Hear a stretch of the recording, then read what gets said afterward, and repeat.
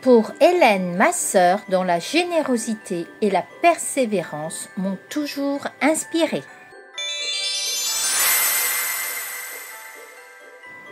Le Noël créatif d'Hélène. Les premiers frissons de décembre pointaient et Hélène, l'aînée de la famille, sentait déjà l'effervescence des fêtes monter dans son cœur. Jingle bells, jingle all the way. Cette année, elle avait une idée bien particulière. Au lieu d'acheter des cadeaux, elle avait décidé de les fabriquer elle-même. Et pour cela, elle avait prévu un atelier spécial avec les enfants de la famille, ses petits cousins âgés de 6 à 10 ans.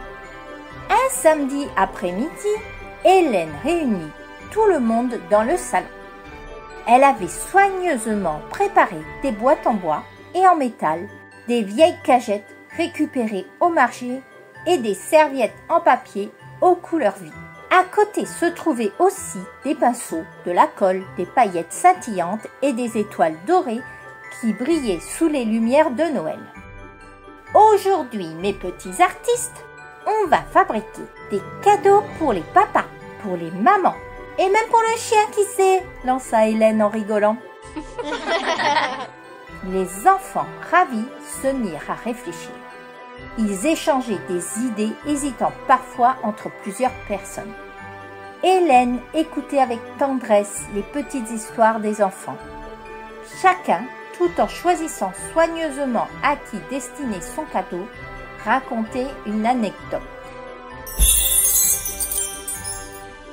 Mon papa, il oublie toujours ses clés. Alors, je vais lui faire une boîte spéciale pour les ranger, expliqua Émile.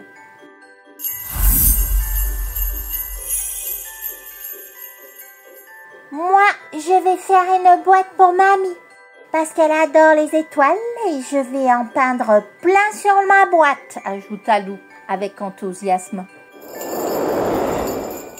Et moi pour Tini, parce qu'il a besoin d'un endroit rien qu'à lui pour ranger ses croquettes, s'exclama Léo en riant.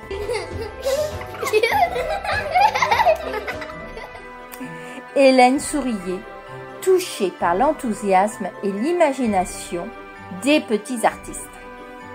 Une fois leur décision prise avec soin, ils attrapèrent les pinceaux et commencèrent à peindre. Mais à cet âge-là, peindre n'est pas une tâche facile. Hélène, amusée, leur montra comment appliquer la peinture sans s'en mettre dans les cheveux ni sur le visage. Regarde Léo, si tu tiens ton pinceau comme ça, tu pourras étaler la peinture sans en mettre partout. Malgré ses conseils, quelques taches colorées finirent tout de même sur les joues et le front des plus enthousiastes, déclenchant des éclats de rire.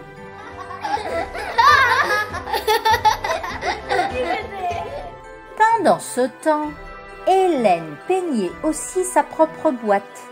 Elle s'appliquait à dessiner des petits lapins et des chats avec une précision qui laissait les enfants ébahis. « Waouh, Hélène, comment tu fais ça ?» « Moi, mes étoiles ressemblent à des patates !» s'exclame Lou en riant. « Je vais vous montrer si vous voulez essayer » répondit Hélène avec un sourire. Les enfants l'observaient avec admiration, fascinés par son talent. Alors qu'ils continuaient leur propre création, Hélène partagea une partie de son histoire. « Vous savez, quand j'étais petite, j'avais beaucoup de mal à l'école. Je suis dyslexique. Ça veut dire que lire et écrire était très compliqué pour moi. Chaque mot semblait danser sur la page. Mais avec du travail et beaucoup de patience, j'ai appris à surmonter mes difficultés. » Cette révélation les toucha encore plus. Pour eux, Hélène était déjà exceptionnelle avec ses dessins.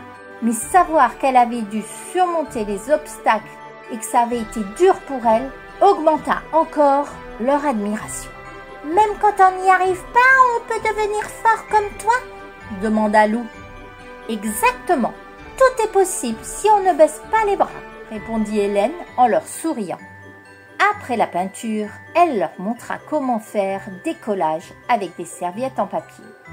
Ils découpèrent des motifs de Noël, étoiles, sapins, flocons, chacun choisissant des images qui lui faisaient penser à la personne à qui les cadeaux étaient destinés. Les paillettes vinrent ensuite illuminer leur création, transformant les boîtes en véritables petits trésors.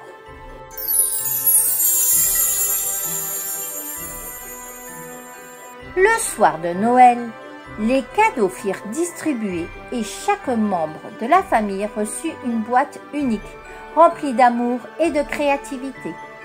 Cette année-là, Noël fut marqué par le partage, les rires et l'admiration des petits cousins pour la grande cousine.